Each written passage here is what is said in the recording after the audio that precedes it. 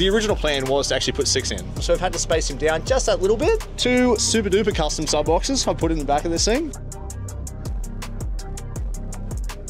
Holy! What is have I just caught? What is it? Hey, that's beautiful! Oh, the what? Yeah, they're nice. Hi guys, Renee Gracie here and welcome back for another episode. Today I'm headed down to Newcastle to pick up my boat that has just got a sound system on it. I'm so excited and you guys are coming along with me. I'm currently eating dinner, which is a quarter pounder, because I'm on the road, expected to get in about 8:30. Long drive, about 8.5 hours, but it's going to be worth it. I cannot wait to show you guys my boat and its new sound system. It's going to be so good.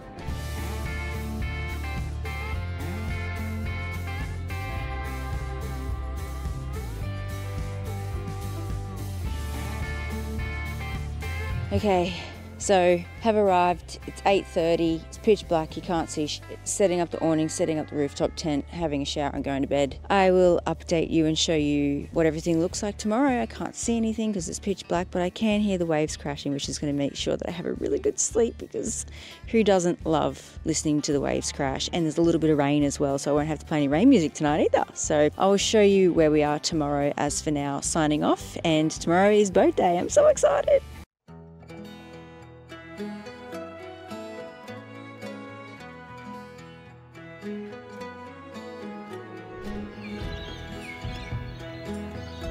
And now it's 6 AM. Boys are going to be here at 8. First thing, toilet, and then coffee.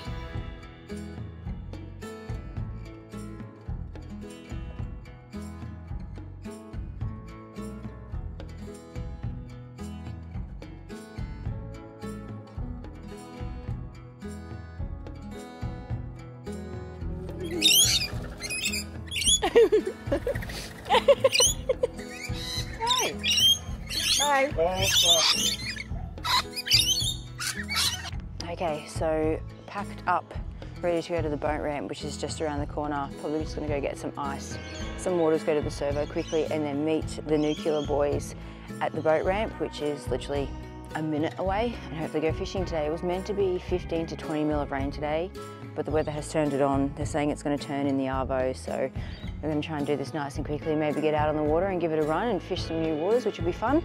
And yeah, see how we go. So catching up with a few friends, going for a bit of a fish, and yeah, getting a new boat, which I'm so excited for, so stay tuned.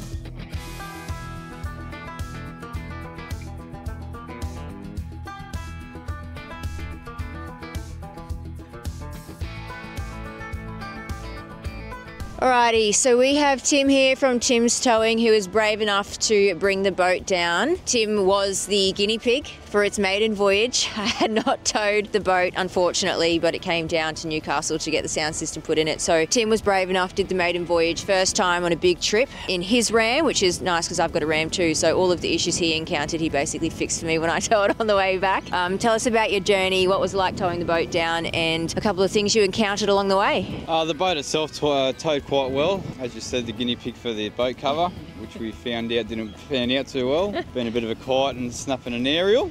Like you said, sussed it out, and we figured out what was wrong with it and got it sorted, and yeah, happy days. Yeah, so we did have a boat cover on it, and unfortunately, for reasons we are yet to really figure out, it did snap the aerial up the top because we think we tied it down too tight or whatever. So poor Tim was pulling over on the side of the road figuring that out, but it all got sorted. Yeah, other than that, he was pretty happy with it. Thank God it came down okay and everything was all good. Now, for everybody watching, tell us what you do, what you cover, and where people can find you.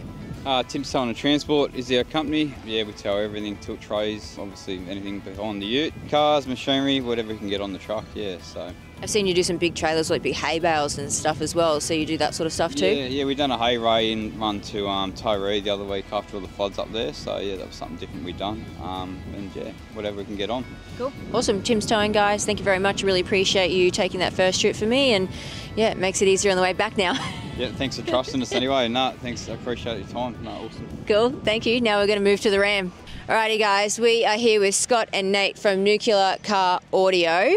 Before we get to the boat, we're going to tease a little bit longer because I wanted to give them the opportunity to talk about all of the things that they have put in pretty much everything I own now, starting off with the Ram and then moving back to the canopy. So These two things that they have put in the car, in the back of the Ram and in the canopy, is what sort of made my decision to go, I want a sound system in the boat and I want no one else to touch it, because these guys know their shit and they're going to explain sort of what they've done and what led me to make that decision and fall in love with obviously the sound systems and the speaker systems and everything that they do to want to have the exact same, if not better, in the boat. Very, very good. It was actually mad to receive a phone call from you, to be honest. We were a little bit like, oh no, what's going on here? What's broken? Is my first thought. Yeah. My first thought was, oh no, something's broken. We have to fly to the Goldie. Renee rang us. We got the whole thing of, I want something that's exactly like the Ram in the boat. And Scott and I sort of sat together and we went, well, let's do something better. Every time we do something, we want to try and improve it, definitely that little step. The Ram itself was a bunch of fun. When we got the call to do that, it was really sick. It's something different.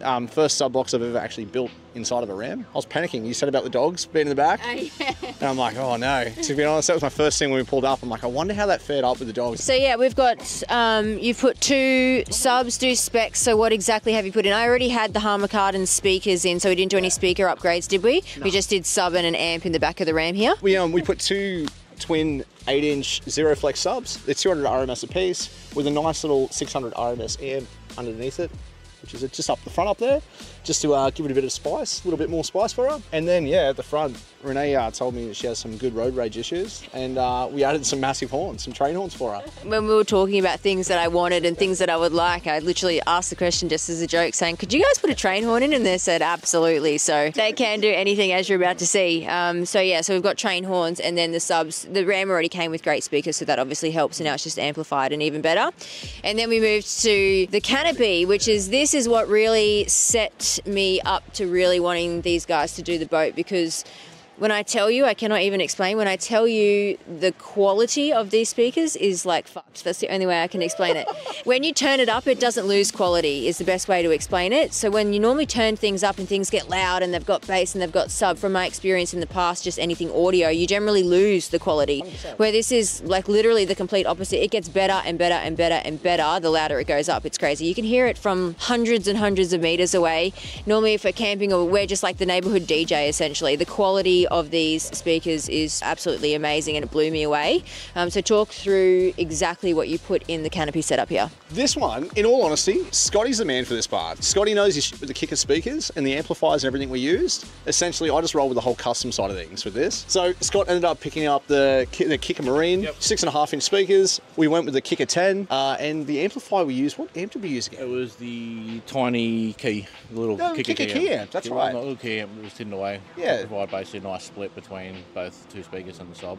100%. So basically, I remember we were talking back and forth about it, and Scott come to me and he goes, we want something that's going to be loud, but we want something that's going to obviously reserve power. The little Kicker camp is only almost the size of a wallet. And that sits up in there. The whole box we sound deaden, put lights, everything in that, and that runs the sub and the speakers. And yeah, it gives apparently the campsites a bit of an awakening, I guess. Yeah. Okay, so just about to get on the boat. This is a blind reaction. I haven't seen the boat. I haven't looked inside. I haven't peeped. I've only seen how many photos? Maybe 2 or 3 photos. There's like a few things that I know about, but there are some things that I haven't seen and I don't know about. So I'm going to get on, and then the boys are going to run us through everything that they've thrown at this thing. Tell us what we've done. What's going on? I can already see some additions. Ironically, we actually didn't supply this part.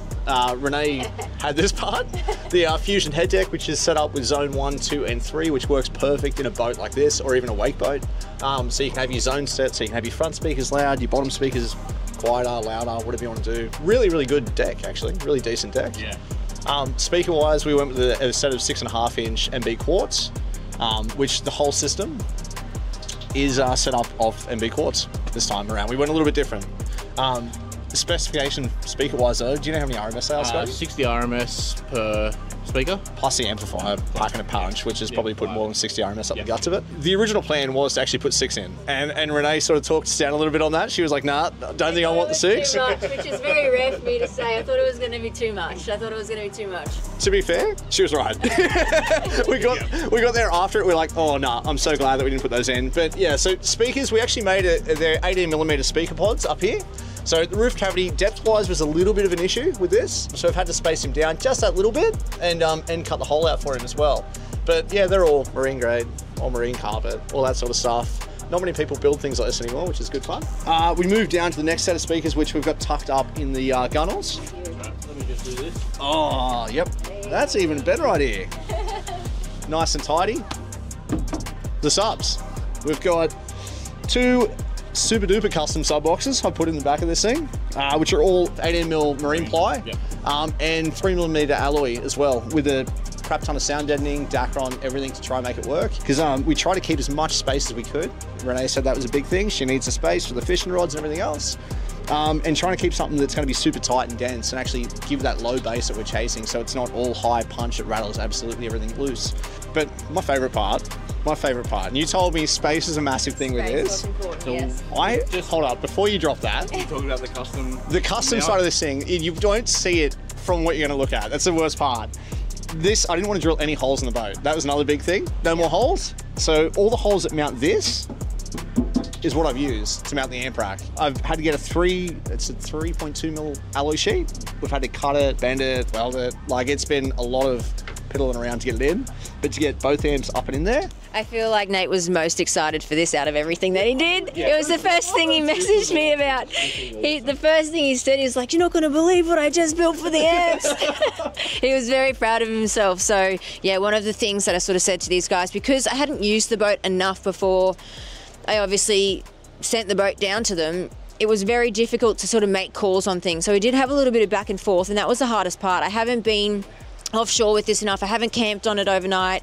All I knew is that space is really important, obviously, if you're going to be spending a night or two out on the water. Big trip up north planned at the end of the year, and all I knew is that we had to make sure that we had space and nothing was compromised. But I couldn't tell them where I needed space and where I didn't, because I just hadn't used it. So they've absolutely nailed it. They were conscious of everything. Anything that I sort of wasn't sure about, sent me some photos. They asked questions, obviously knowing that space and utilisation of the actual boat itself is still a fishing boat. So no, I think everything's been absolutely nailed in regards to that being a main focus.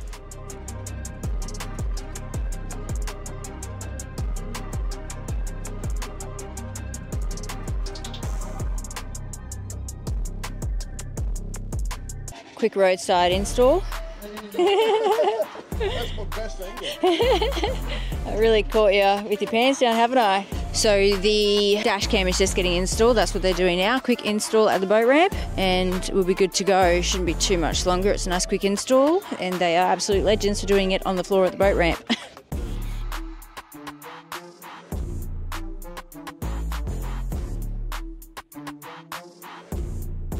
Quick servo stop, and this servo has so many fun things. Look at these cookies, oh my god. And I got a pie, and now we're gonna go put it in the water. We have left the boys' boats picked up. It is on the back. We are at a boat ramp. I think it's Soldiers Point, Port Stephens, Great Lakes Marine Park. It's nice and calm, as you can see out the back. The weather has turned it on. We're meant to get 20mm rain today. It is not raining. We're gonna put the boat in the water, fish for the first time in a few weeks, listen to the new sound system, and hopefully catch some fish.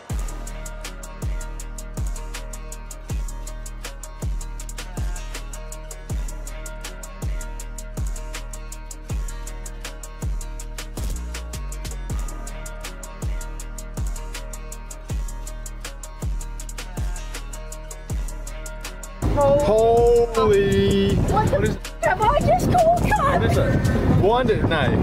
Oh, it's a shark. What is it? Oh, hey, that's beautiful! Oh, it's a whoop, yeah, they're nice.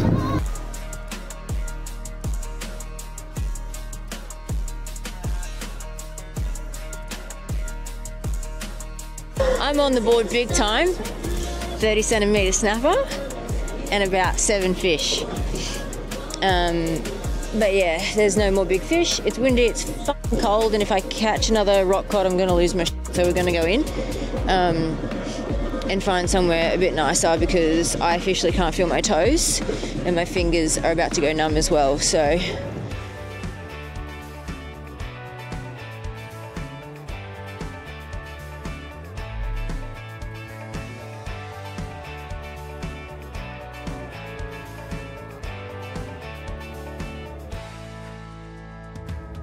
Just had some ice cream, really good day. I'm so happy with the boat. Had a great time fishing some new waters, which was nice. Planning a few next trips, which is going to be exciting, so stay tuned to see what I have up my sleeve. But until then, see you at the next one.